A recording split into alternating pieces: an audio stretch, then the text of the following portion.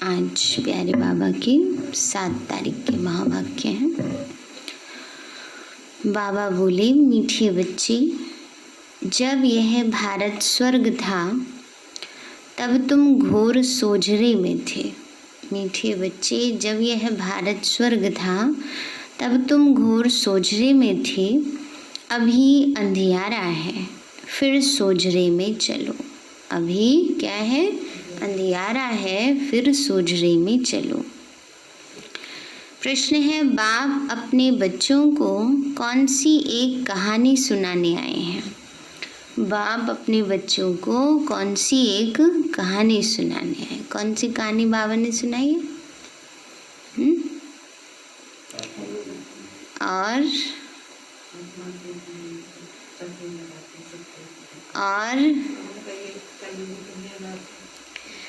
बाबा कहते हैं 84 जन्मों की कहानी है ना, कैसे कैसे हम लेते हैं। बाबा बोले, बाबा कहते, मीठे बच्चे, मैं तुम्हें 84 जन्मों की कहानी सुनाता हूँ। तुम जब पहले पहले जन्म में थे तो एक ही दैवी धर्म था। फिर तुमने ही 2 युग के बाद बड़े बड़े मंदिर बनाए, भक्ति शुरू की। अभी तुम्हारा यह अंत के भी अंत का जन्म है। तुमने पुकारा, दुख हरता सुख करता आओ। अब मैं आया हूँ। बाबा कहते, तुमने पुकारा, दुख हरता सुख करता आओ, तो अब मैं आया हूँ। गीत है, आज अंधेरे में है हम इंसान, सुख का सूरज चमका दे भगवान। ओम शांति। तुम बच्चे जानते हो, अभी यह कलयुगी दुनिया है, सब अंधियारे में है। पहले सोझरे में थे, जबकि भारत स्वर्ग था। यही भारतवासी जो अभी अपने को हिंदू कहलाते हैं, यह असुल देवी देवताएं थे। भारत में स्वर्गवासी थे जब और कोई धर्म नहीं था, एक ही धर्म था। स्वर्ग, बैकुंठ, बहिष्ठ, हेवन, यह सब इस भारत के नाम थे। बाबा कहते भारत के ही नाम है। स्वर्ग भी इसको ही कहा जाता है, बहिष्ठ भी, वैकुंठ भी। वो सोचते हैं शायद ऊपर में कहीं है। बाबा कहते नहीं, सृष्टि पर ही थे, वो भी विशेष भारत में। भारत पवित्र और प्राचीन धनवान था। अभी तो भारत कंगाल है, क्योंकि अभी कलयुग है। तुम जानते हो, हम अंधियारे में हैं। जब स्वर्ग में थे तो सोझरे में थे। स्वर्ग के राज राजेश्वर, राज राजेश्वरी श्री लक्ष्मी नारायण थे। उसको सुखधाम कहा जाता है। बाप से ही तुमको स्वर्ग का वर्षा लेना है। बाबा कहते हैं बाप से ही क्या करना है? स्वर्ग का वर्षा लेना है, जिसको जीवन मुक्ति कहा जाता है। अभी तो सब जीवन बंध में है। खास भारत और आम दुनिया रावण की जेल में, शोक वाटिका में है। ऐसे नहीं, रावण सिर्फ लंका में था और राम भारत में था।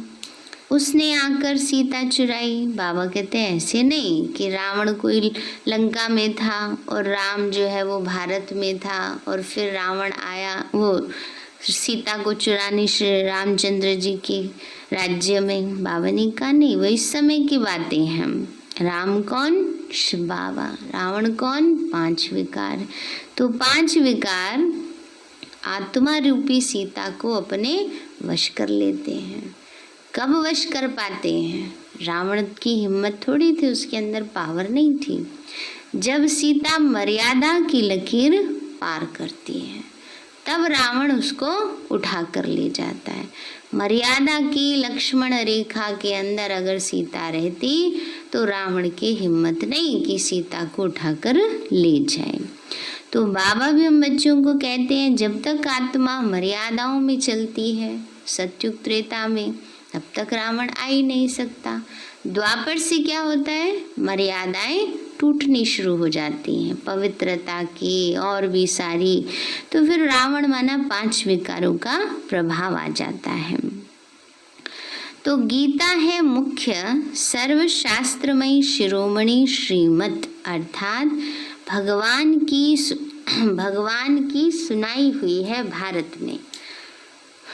मनुष्य तो कोई की सदगति कर नहीं सकती। सतयुग में थे जीवन मुक्त देवी देवताएं, जिन्होंने यह वर्षा कलयुग अंत में पाया था।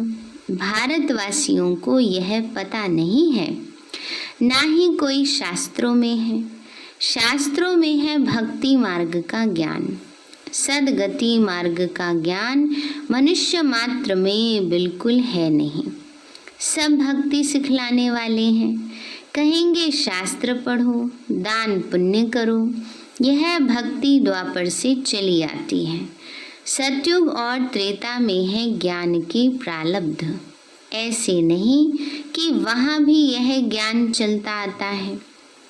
यह जो वर्षा भारत को था वह बाप से संगम युग पर ही मिला था, जो फिर अभी तुमको मिल रहा है। भारतवासी जब नरकवासी बेहद दुखी बन जाते हैं तब पुकारते हैं, हे पतित पावन दुख हरता सुख करता आओ। बाबा ने कहा जब भारतवासी बहुत दुखी हो जाते हैं तब याद करते हैं, किसका? सर्व का, क्योंकि भारत खास और दुनिया आम, सब में 5 विकार हैं। बाप है पतित पावन। बाबा कहते हैं मैं कल्प कल्प कल्प के संगम पर आता हूँ, सर्व का सदगति दाता बनता हूँ।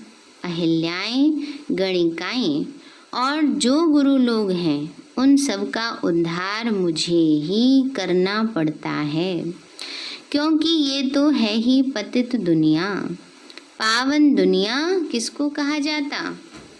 सतयुग को कहा जाता, और कलयुग है पतित दुनिया। पावन दुनिया सतयुग को कहा जाता। भारत में इन लक्ष्मी नारायण का राज्य था। भारतवासी यह नहीं जानते कि यह स्वर्ग के मालिक थे। पतित खंड माना झूठ खंड, पावन खंड माना सच खंड, है ना। सतयुग है पावन खंड, सच खंड, इसीलिए नाम क्या है? सतयुग, सत्यता का युग, पवित्रता का युग। बाबा कहते बच्चे भारत पावन खंड था, यह भारत है अविनाशी खंड, जो कभी विनाश नहीं होता। जब इनका माना लक्ष्मी नारायण का राज्य था तो और कोई खंड नहीं थे, माना और कोई देश नहीं थे। वह सभी बाद में आते हैं, टुकड़े होते चले गए ना। अभी देखो कितने 50 साल के अंदर अंदर, 50-60 साल के अंदर अंदर ही कितने टुकड़े हो गए हैं ना। भारत के ही 7 टुकड़े हो गए हैं, रशिया के 15 टुकड़े हो गए हैं। तो पहले सारा विश्व एक था, ये धीरे धीरे धीरे धीरे बढ़ते गए, तो अब इतने देश हो गए हैं। बाबा कहते हैं जब इनका लक्ष्मी नारायण का राज्य था तो और कोई खंड नहीं थे, यह सभी बाद में आते हैं। मनुष्यों ने तो कल्प लाखों वर्ष का लिख दिया। बाबा कहते कल्प की आयु 5000 वर्ष है। वह फिर कह देते हैं मनुष्य 84 लाख जन्म लेते। मनुष्य को कुत्ता बिल्ली गधा आदि सब बना दिया है ना, 84 लाख योनियों में डाल के, है ना। सोचते हैं बड़ा मुश्किल से इंसान बने, और इंसान बन के कर क्या रहे हो? इसलिए बाबा कहते हैं बच्चे समझ की बात है। परंतु कुत्ते बिल्ली का जन्म अलग है, 84 लाख वैरायटी है। मनुष्य की तो वैरायटी एक ही है, उनके ही 84 जन्म हैं। बाबा कहते भारतवासी अपने धर्म को ड्रामा प्लान अनुसार भूल गए हैं। कलयुग अंत में बिल्कुल ही पतित बन पड़े हैं। फिर बाप संगम पर आकर पावन बनाते हैं। इसको कहा जाता है दुख धाम, फिर भारत सुख धाम होगा। बाबा कहते हे बच्चों, तुम भारतवासी स्वर्गवासी थे, फिर तुम 84 जन्मों की सीढ़ी उतरते हो। सतो रजो तमो में ज़रूर आना है। तुम देवताओं जैसा धनवान, ever happy, ever healthy wealthy कोई है नहीं। भारत कितना साहूकार था, हीरे जवाहरात तो पत्थर मिसल थे। 2 युग बाद भक्ति मार्ग में इतने बड़े बड़े मंदिर बनाते हैं। वह भी कितने भारी मंदिर बनाए। सोमनाथ का मंदिर बड़े ते बड़ा था। सिर्फ एक मंदिर तो नहीं होगा ना, और भी राजाओं के मंदिर थे, कितना लूट कर ले गए। बाप तुम बच्चों को स्मृति दिलाते हैं, याद दिलाते हैं बाबा हम बच्चों को। तुमको कितना साहूकार बनाया था। तुम सर्वगुण संपन्न, 16 कला संपूर्ण, यथा राजा रानी यथा महाराजा महारानी, है ना। बाबा कहते हैं महाराजा महारानी भी 16 कला संपूर्ण होंगे और प्रजा भी 16 कला संपूर्ण होगी ना। प्रजा भी उतने ही गुणों में संपन्न होगी। उन्हों को भगवान भगवती भी कह सकते हैं, परंतु बाप ने समझाया है भगवान एक है, वो बाप है। सिर्फ ईश्वर व प्रभु कहने से भी याद नहीं आता कि वह सभी आत्माओं का बाप है। बाप कहानी बैठ सुनाते, अभी तुम्हारे बहुत जन्मों के अंत का जन्म है। एक की बात नहीं है, ना ही कोई युद्ध का मैदान आदि है। भारतवासी यह भूल गए हैं कि उन्हों का राज्य था। सत्युग की आयु लंबी कर देने से बहुत दूर ले गए हैं। बाप आकर समझाते हैं मनुष्य को भगवान नहीं कह सकते, है ना। भगवान जो है परमात्मा एक निराकार ज्योति स्वरूप है। किसी मनुष्य को भगवान भगवती नहीं कह सकते हैं। बाबा कहते बच्चे मनुष्य किसी की सदगति नहीं कर सकते। कहावत है सर्व का सदगति दाता, पतितों का पावन करता एक है। एक ही सच्चा बाबा है जो सचखंड की स्थापना करने वाला है। पूजा भी करते हैं, परंतु भक्ति मार्ग में तुम जिसकी पूजा करते आए हो, एक की भी बायोग्राफी को नहीं जानते। इसीलिए बाप समझाते हैं तुम शिव जयंती तो मनाते हो ना। बाप है नई दुनिया का रचयिता, हेवनली गॉड फादर ना। बाबा ने कहा शिव जयंती मनाते हैं परंतु जानते नहीं हैं उसको। बाबा कहते वो है बेहद सुख देने वाला। सतयुग में बहुत सुख था, वो कैसे और किसने दिया, कैसे स्थापन किया, यह बाप ही बैठ समझाते हैं। नरकवासी को आकर स्वर्गवासी बनाना या भ्रष्टाचारियों को श्रेष्ठाचारी देवता बनाना, ये किसका काम है? ये बाबा का ही काम है। बस बाप के सिवाय ये काम कोई कर नहीं सकता है। बाबा कहते बच्चे यह तो बाप का ही काम है। बाप कहते मैं तुम बच्चों को पावन बनाता हूँ। तुम स्वर्ग के मालिक बनते हो। तुमको पतित कौन बनाते हैं? कौन बनाते पतित? 5 विकार रावण बना देते। मनुष्य कह देते हैं सुख दुख सब ईश्वर ही देते। बाबा कहते मैं तो सभी को इतना सुख देता हूँ जो फिर आधा कल्प तुम बाप का सिमरन नहीं करेंगे।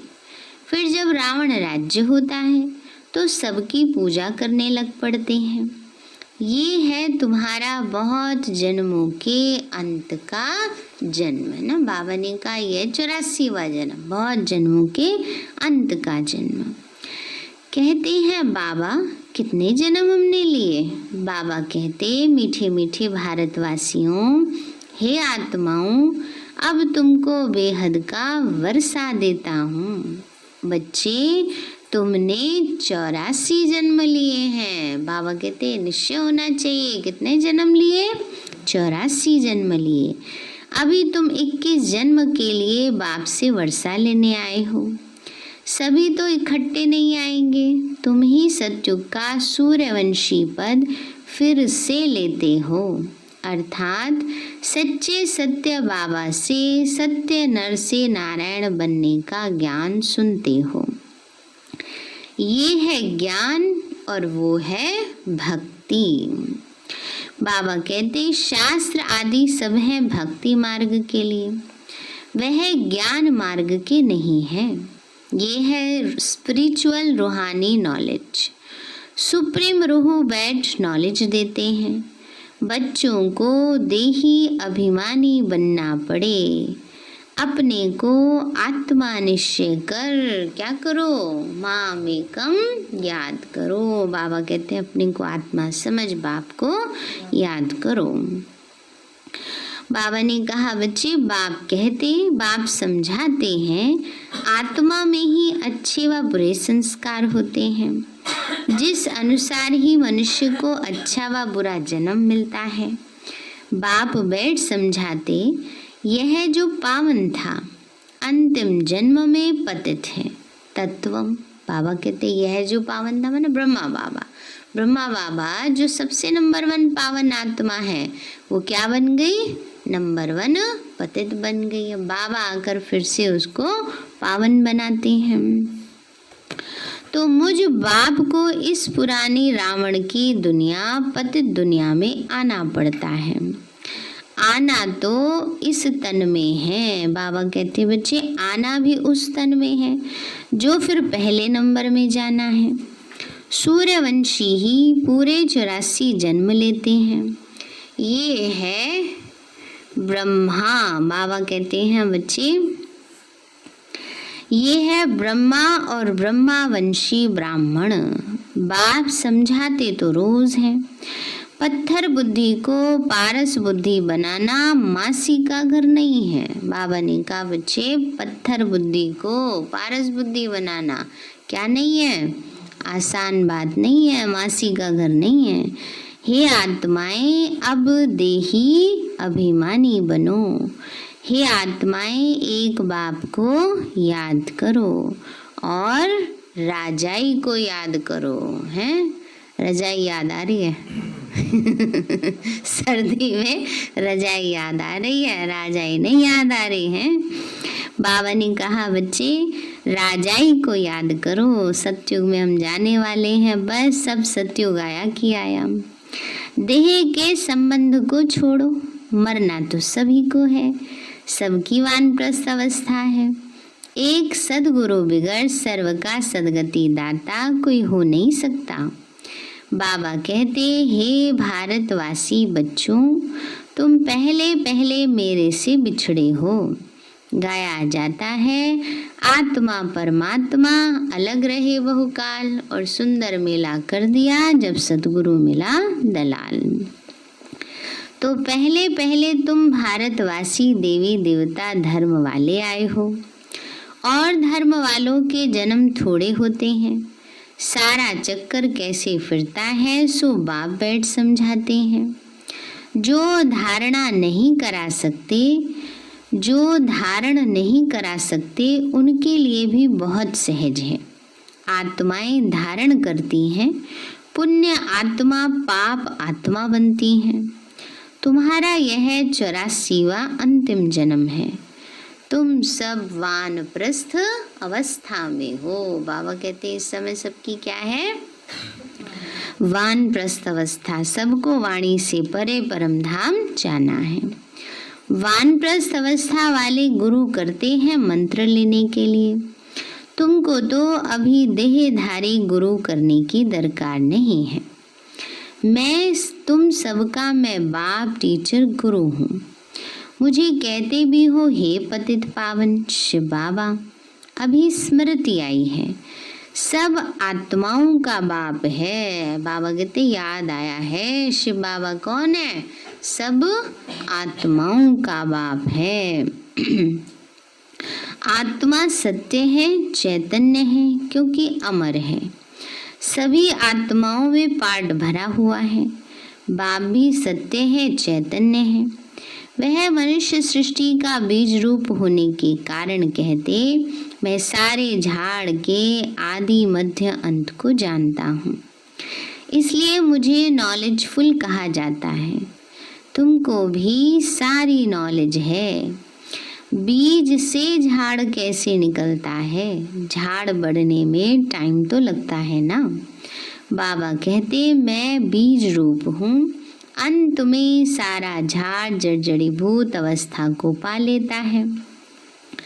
अभी देखो देवी देवता धर्म का फाउंडेशन है नहीं, प्राय गुम है। जब देवता धर्म गुम हो जाता है तब बाप को आना पड़ता है। बाबा ने कहा जब फाउंडेशन गुम हो गया तब बीज रूप शिव बाबा को दोबारा आकर फिर से नया फाउंडेशन डालना है।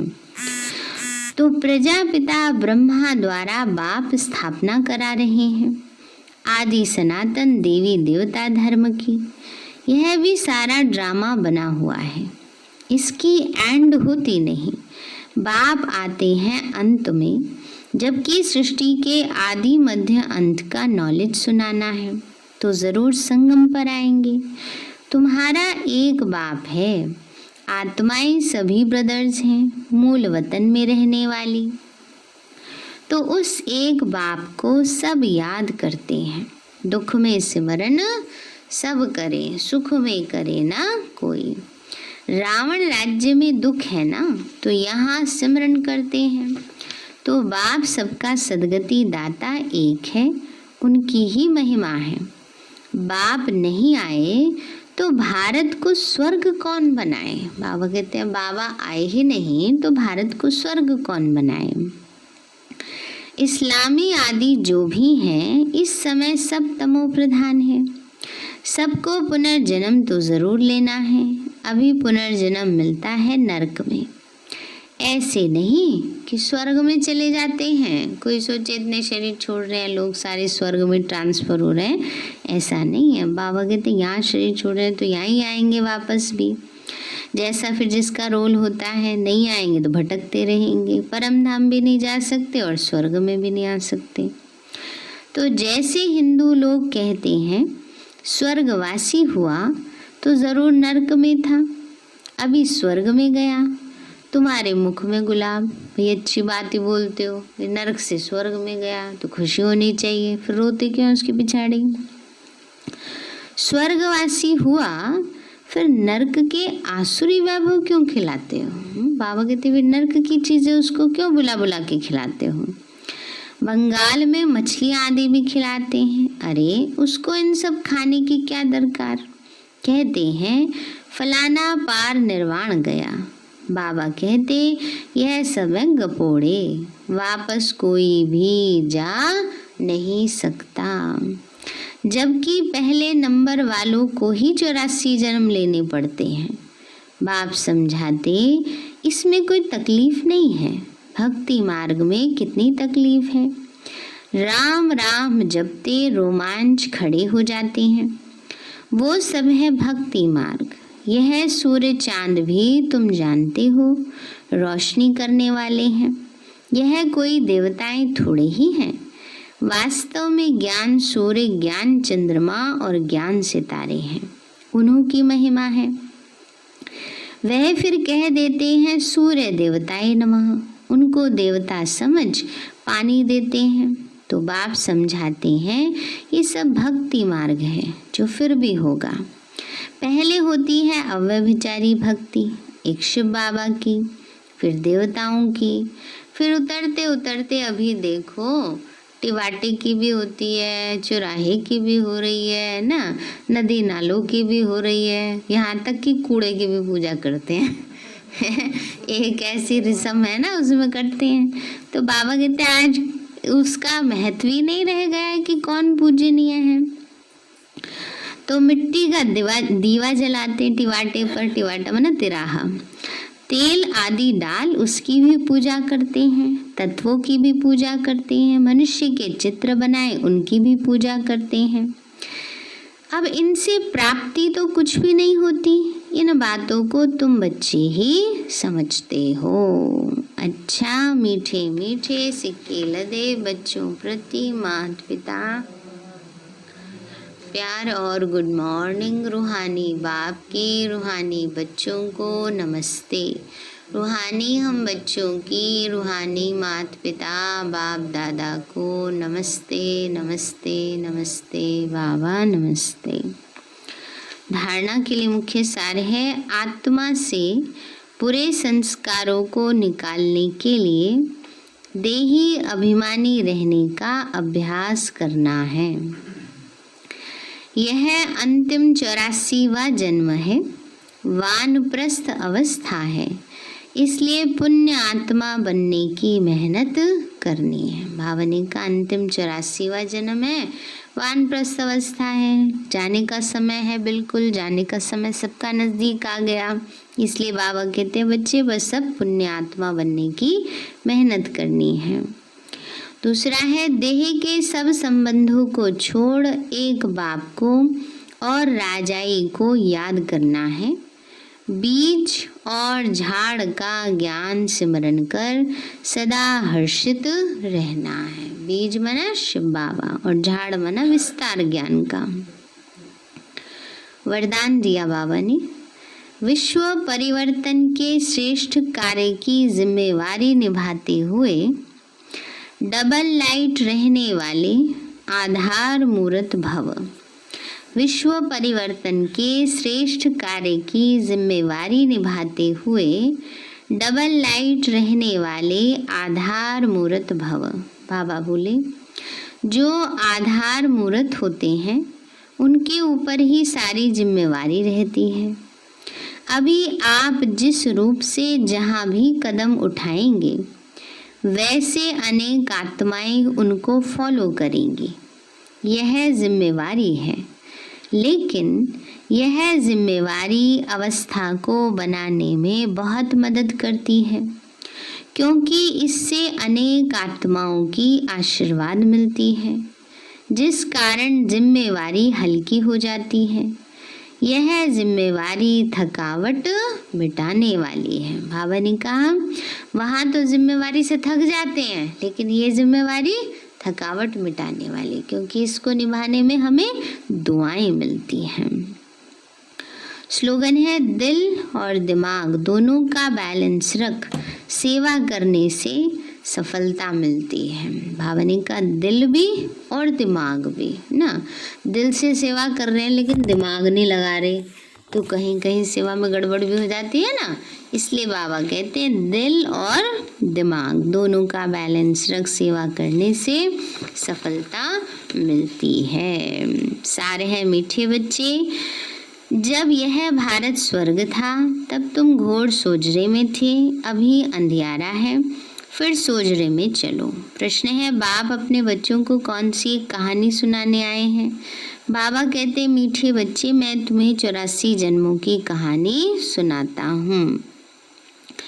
तुम जब पहले पहले जन्म में थे तो एक ही देवी धर्म था, फिर तुमने ही 2 युग के बाद बड़े बड़े मंदिर बनाए, भक्ति शुरू की। अभी तुम्हारा यह अंत के भी अंत का जन्म है। तुमने पुकारा दुख हरता सुख करता आओ, तो अब मैं आया हूँ। गीत है, आज अंधेरे में है सब इंसान, सुख का सूरज चमका दे भगवान। अच्छा, ओम शांति। सभी को याद है इससे अगले सोमवार क्या है? 18 जनवरी बाबा का स्मृति दिवस। मधुबन से भी 108 घंटे का पूरा मास करने का लेटर सुनाया था ना, तो सबको लक्ष्य रखना है इस मास में ज़्यादा से ज़्यादा योग करने का ना। और उस दिन तो सभी को अवश्य आना ही है। और कैसी ड्रेस में आना है? फरिश्ते बन के आएंगे ना, आत्मा से भी, स्थिति से भी और कपड़ों से भी, है ना। तो इसलिए सब ये लक्ष्य रखें। आज से 11 दिन रह गए, हमें अपना चार्ट ज़्यादा से ज़्यादा बढ़ाना है। वैसे तो सारा पूरा मास ही हमें ये पुरुषार्थ करना है कि ज़्यादा से ज़्यादा योग तपस्या करें, क्योंकि ये अंत समय का बिल्कुल लास्ट पुर का पुरुषार्थ है। इसलिए जितना हो सके सबको 20 नाखूनों का जोड़ लगा के ऐसा पुरुषार्थ करना है जो जल्दी जल्दी हम सब बाबा के बच्चे संपूर्ण बन जाएं और बाबा के साथ फरिश्ते फरिश्ता बनकर वापस चले जाएं। बाबा आखिर हमारा कब तक इंतज़ार करेगा, है ना। इसलिए सबको ऐसा लक्ष्य रखते हुए इस मास में पुरुषार्थ करना है। फिर आप सबको एक लॉटरी मिलेगी, गिफ्ट मिलेगी ना। चलो लॉटरी फिर बताएंगे 18 जनवरी को क्या लॉटरी मिलेगी, है ना। ओम शांति।